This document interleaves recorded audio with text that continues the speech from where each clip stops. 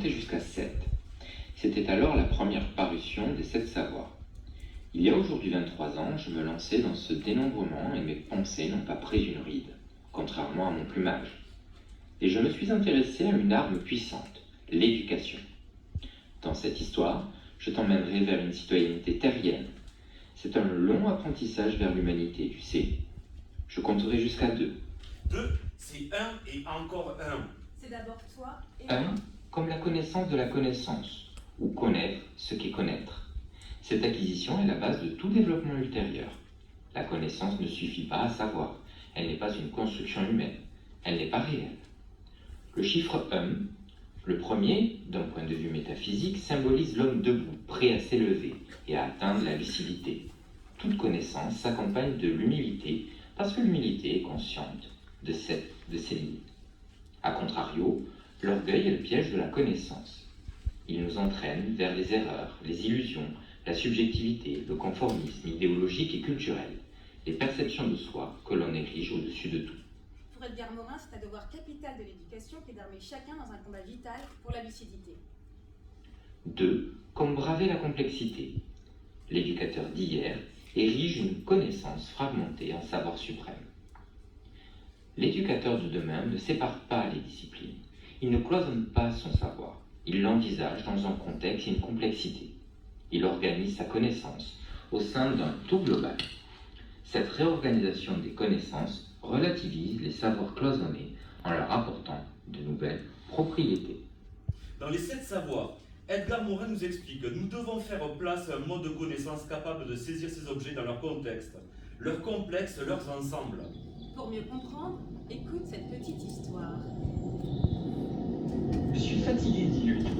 J'ai traversé les mers et les océans, les montagnes et les plaines. J'ai parcouru des forêts sans arbres et des fleuves d'éternité à la recherche d'un regard. J'ai volé au-dessus du ciel, j'ai traversé les nuages. Je suis élevé au-dessus des toits, au-dessus d'hier, d'aujourd'hui et de demain. Savez-vous ce que j'y ai trouvé? Un écureuil, une famille de castors, une vieille torte et même une colonie d'abeilles, tous blottis dans leur petit coin de forêt, tous s'agrippant à leur pierre de certitude, sans se mettre à l'abri, tandis que les bourrasques d'erreurs et d'illusions s'abattaient sur chacune de leurs maisons. Agrippé sur ma branche, je vis tout d'abord l'écureuil, étourdi, énervé contre lui. Perdu, je les ai encore perdus, dit l'écureuil. Mais où sont mes glands, mes pommes de pain et mes graines? Ah, mon stock, caché sous les feuilles et dans le creux des racines. Qu'ai-je encore à tout oublier? Cela ne t'arrêtera donc jamais? Je le voyais bien, ce pauvre écureuil, partir tout au long de la journée, partir en quête de toutes ses graines et les cacher dans les moindres recoins pour les déguster plus tard. S'il savait, ces petits mammifères, qu'en oubliant régulièrement chaque année sous terre l'emplacement de leur cache à nourriture, des graines, disparaissent pour donner naissance à de nouveaux arbres et plantes au printemps. L'écureuil étourdi participe donc à la préservation de la planète, car il plante sans le savoir des dizaines d'arbres par aile. Agrippé sur ma branche, je vis les arbres frémir, des ruches grosses, à l'arrivée des castors pompiers. Allons, Junior, plante tes dents et crée-toi ce jeune arbre. Son bois est tendre. Moi et ta mère, on s'occupe du sapin. Quant à toi, Frimousse, affûte tes dents, fais comme ton frère. Attaque-toi aux branches du chêne, je viendrai l'achever. Et sur le bord du cours d'eau, les arbres pleuraient, sanglotaient, s'affolaient.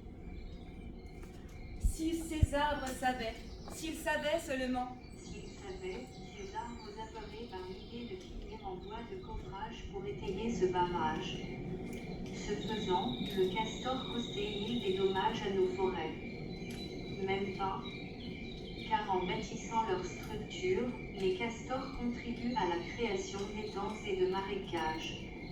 Ces espaces ne sont pas seulement des zones inondables, ils forment également des couloirs qui empêchent les incendies de se propager. Les constructions de ces castors empêchent donc les feux de forêt de se propager trop rapidement dans la nature. Cet animal peut ainsi compléter son CV en revendiquant le poste d'agent de prévention contre les incendies, celui de pompier. Agrippé sur ma branche, je vis les vers et autres lombriques se tortiller avec empressement. Non sans une envie de m'y jeter car mon estomac m'avait rouillé. Ah, je la vois, quelle horreur, je vais me faire bouffer par cette grosse topiote avec ses grosses binocles. Et sous l'huile bien fraîche, je vis la taupe creusée. Si cette faune souterraine savait seulement qu'elle contribue aussi à la richesse du sol.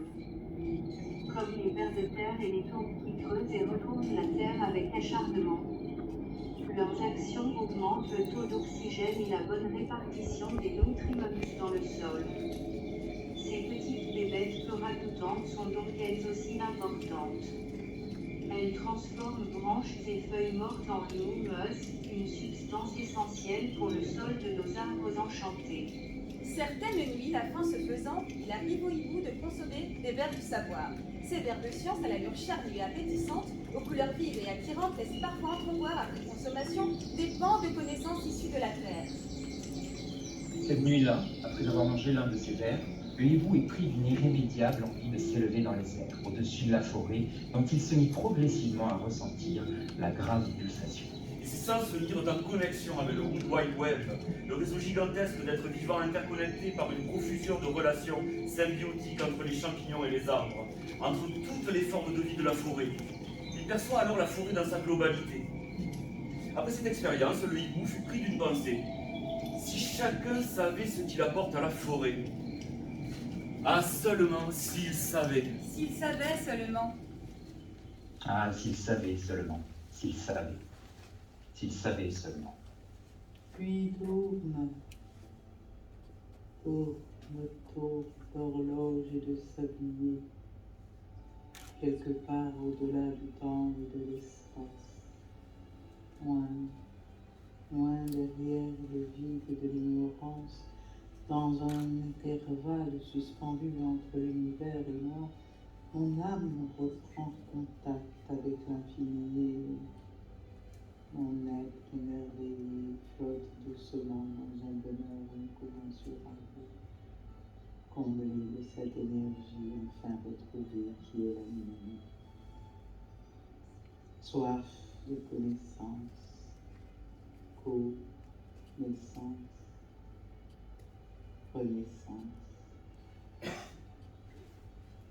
À cet instant précis, j'étais, je serai, je suis. Je suis le ciel et son bleu, le vent dans les arbres, le vent sous la pluie, dans le soleil, dans les fonds, dans les plats, dans les mornes, le vent, la mer, son ressac, ses marées, la mer tout autour de la terre, la lune, le soleil, les étoiles, je suis eau et terre et feu et espace, je suis.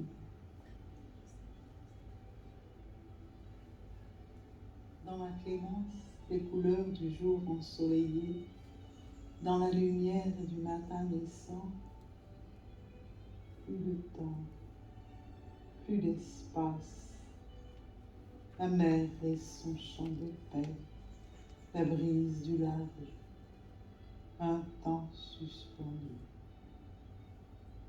Mon âme s'élève dans l'instant, je sais,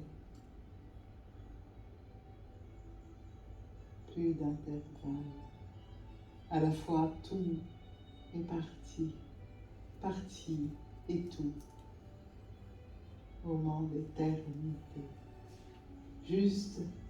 Juste moi et l'infini. Tout au bout du chemin, le silence et la paix retrouvée.